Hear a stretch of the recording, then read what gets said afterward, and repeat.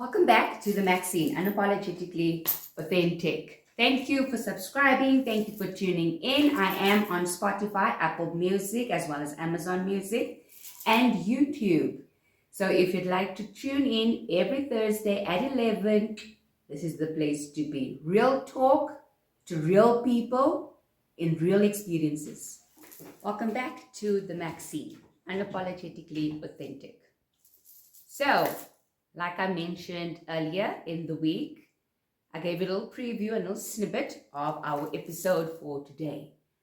So today we're going to talk about manager versus leader, who you should work for. Now let me ask you something. You spend about 8 to 9 hours in the office or your virtual office online. What type of environment do you imagine it to be like? What type of environment would you love to work in for you to be successful, for you to be happy, for you to engage in, for you to thrive, for you to bring out the best that's in you? What type of leader do you envision working with? Now, let's dive into who you should work with and work for. Right, let's have a conversation about manager versus leader. Who you should work for. What you should be looking for in the workplace, in any job, in any environment. Remember, you as the worker, you are the one that drives your career. You are the one that chooses who you also work for. You are the one that can also choose who you want to report to. Don't take that power away from you. Because a lot of you come into these work environments thinking the person of authority with the title manager is the person that I should look up to, which you should, which I should also follow. But remember, we don't follow blindly. You still use your own brain, your own expertise, your own emotional intelligence to think things through, to plan where you're going and how you're going to get there. Now, what I've seen a lot, because I must be honest, I've also been in leadership a couple of years ago when I was in corporate. So, and this set me apart because I used to watch what key traits the manager would display and what key traits a leader would display. And naturally, with my big, bold, loud personality, I would gravitate more towards a leader. Why? Because a leader gives you a platform to make mistakes, leaves room for failure, and also allows you to grow at your own pace and tone while still managing and delivering tasks. They see your potential. They find avenues to keep you grounded. They explore your strengths versus your weaknesses. They also check in how you are doing. What do you envision for yourself? Where do you want to go? And this inspires you. This drives you. This is, I want to be like that person. I want to achieve the success that they've achieved. I want to be the best in my profession. I want to reach an expert level, which is a good thing because we all thrive to be successful. And remember, success looks different for everybody. It's not the same map. It's not the same vision. It's not the same road. It's not the same journey for all of us. Which is why we have so many different people in so many different professions doing so many different things. Be it a developer, be it a project manager, be it a test analyst, whatever you are. We all want to be successful. And whether you change your mind and decide, I want to be an artist later, or I want to be a dancer, or I want to be a Formula One racer, that is your success. That is what it looks like to you and for you. And I celebrate you for that.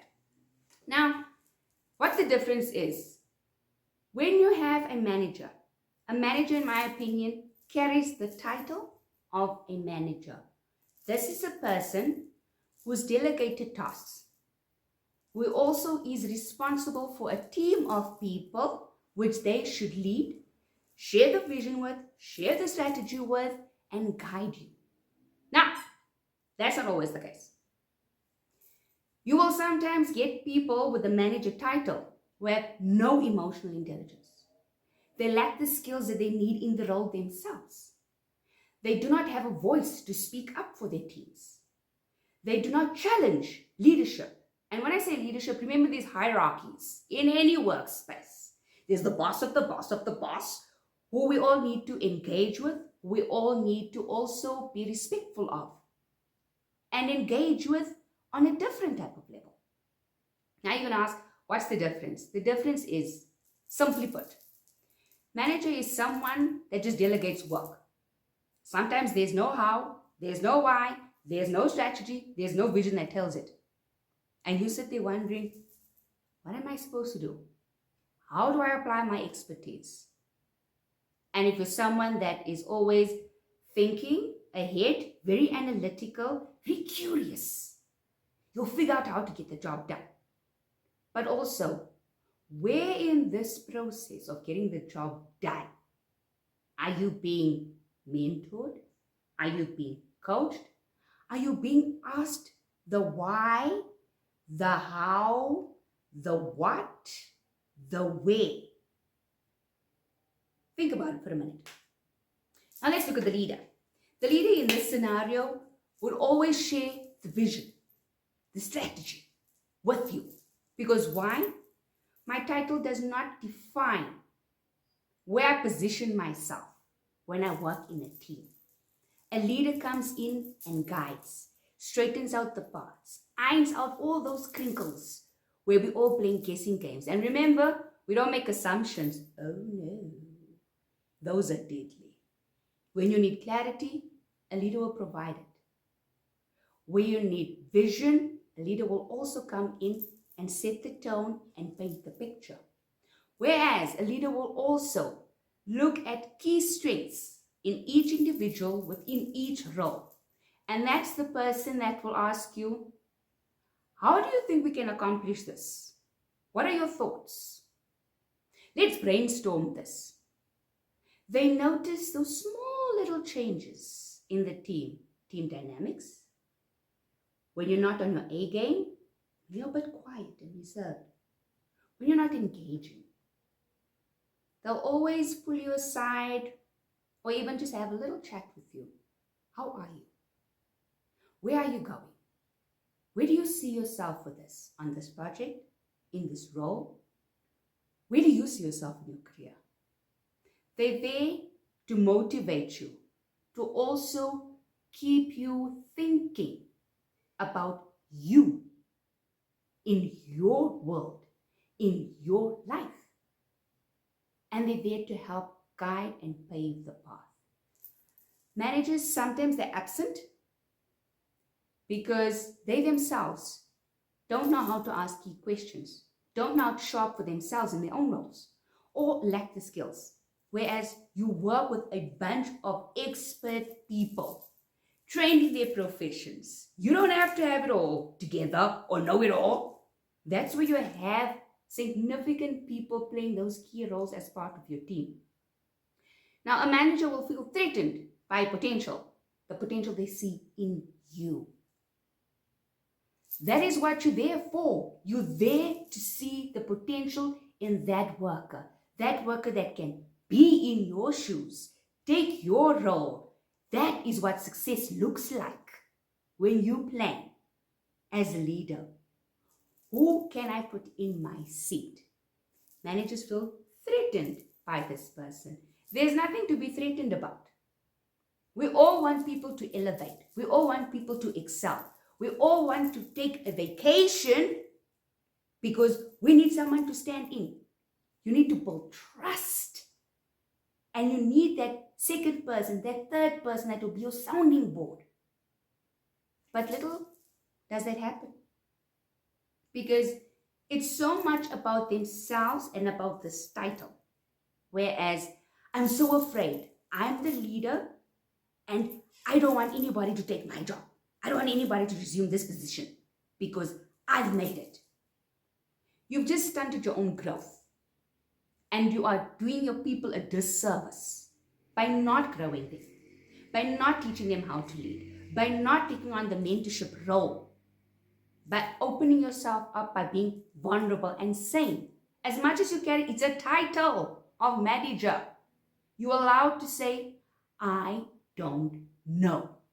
You're allowed to lean on your people. You don't know who the potential leaders are in your team, the two ICs, the team leads. You don't know if you don't ask. Engage positively.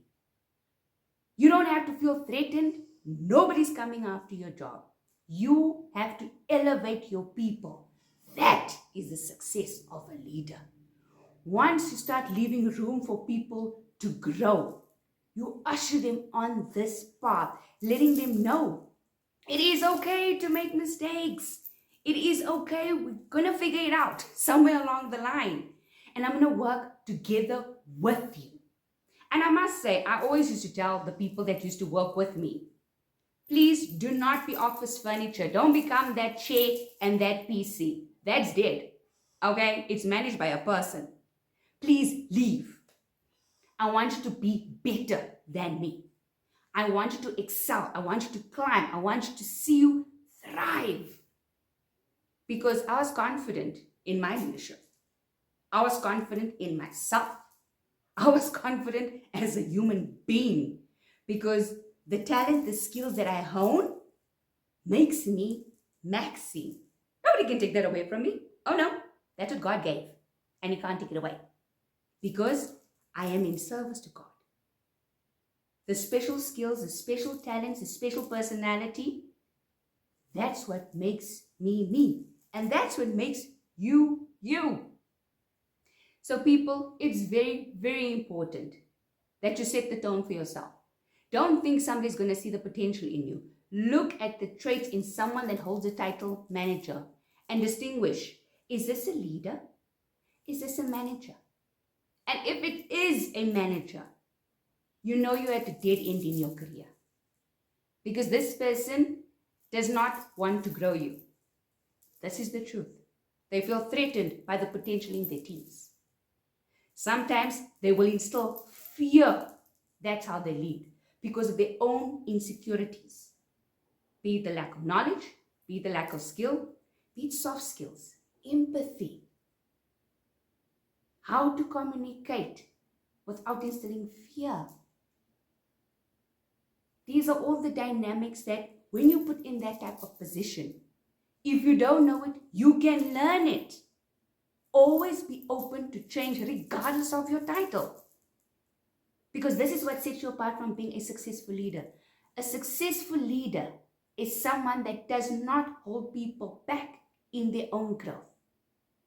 And I've seen this mistakes many a times where managers will go, oh, I think you would be good as a manager. Yet, they did not analyze your soft skills. Can you communicate effectively with people? Do you know how to think strategically? Do you know how to plan?